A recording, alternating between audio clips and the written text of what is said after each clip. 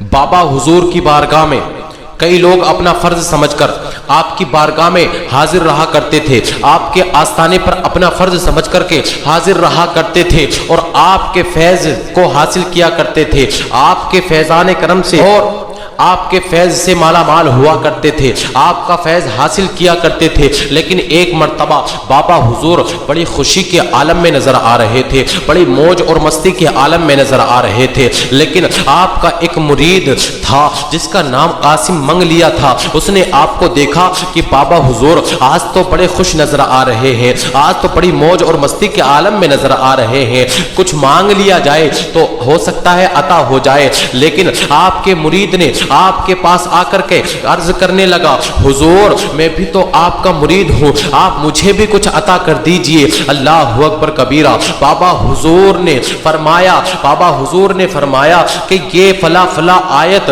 تم یاد کر لو اور اس کا وظیفہ شروع کر دو، 40 دن تک بعد نماز عشاء کی نماز کے بعد تم اس کا ورد شروع کر دو، اس وظیفے کو شروع کر دو انشاءاللہ، اور جب تم منزل کو پا جاؤ تو فلا فلا چیز کو ملا کر کے یہ آیت پڑھ کر کے دم کر دینا، انشاءاللہ وہ چیز چاندی بن جائے گی۔ بابا حضور کا موج اور مستی کے عالم میں فرمانا تھا۔ آپ کا مرید خوش ہوتا ہوا وہاں سے نکل گیا اور اس نے وظیفے کو شروع کر دیا، اس نے اس آیت کو پڑھنا شروع کر دیا۔ جب 40 دن پورے ہو گئے، 40 روز پورے ہو گئے تو اس نے فلا فلا چیز کو اکٹھا کیا، اکٹھا کرنے کے بعد میں اس آیت کو پڑھ کر کے دم کر دیا۔ وہ واقعی حقیقت میں وہ چیز اللہ کے فضل و کرم سے چاندی بن گئی تھی۔ جب وہ اپنی منزل کو پا گیا، وہ بابا حضور کی بارگاہ سے دور رہنے لگا، بابا حضور کے آستانے سے دور رہنے لگا، دور ہونے لگا، دھیرے دھیرے وہ بابا حضور کی بارگاہ سے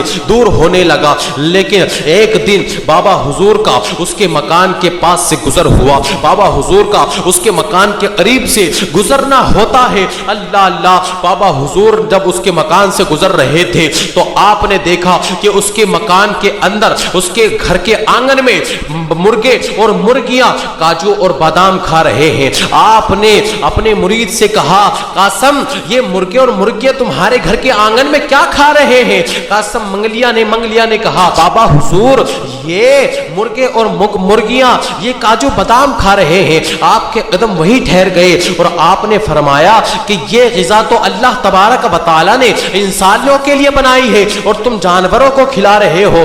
آپ کے مرید نے کہا، قاسم منگلیا نے کہا کہ بابا حضور پیسے کی کوئی کمی نہیں ہے، میں اس لیے ان کو کاجو بادام کھلا رہا ہوں کہ اگر یہ کاجو بادام کھائیں گے تو ان کا گوشت اور زیادہ لذیذ ہو جائے گا۔ اللہ اکبر کبیرہ۔ جب بابا حضور نے اتنا سنا تھا تو آپ وہاں سے چلے گئے، آپ وہاں سے افسوس کرتے ہوئے، نہایت ہی افسوس کے ساتھ میں اپنے حجرے میں تشریف لے آتے ہیں اور آپ آرام کرنے لگتے ہیں۔ لیکن جب آپ کے مرید نے، قاسم منگلیا نے جب آیت کو پڑھ کر کے پھر اس پر فلا فلا چیز کو اکٹھا کر کے دم کیا تو وہ چیز چاندی نہ بنی، وہ چیز چاندی نہ بن سکی۔ لیکن وہ دوڑا دوڑا بابا حضور کے آستانے پر آیا، بابا حضور کی خدمت میں حاضر ہوا، آ کر کے رو رو کر کہنے لگا، بابا حضور اب وہ چیز چاندی نہیں بن رہی ہے۔ بابا حضور نے فرمایا، تو وظیفہ بھول گیا ہوگا اس لیے وہ چاندی نہیں بن رہی ہے۔ اس نے کہا، بابا حضور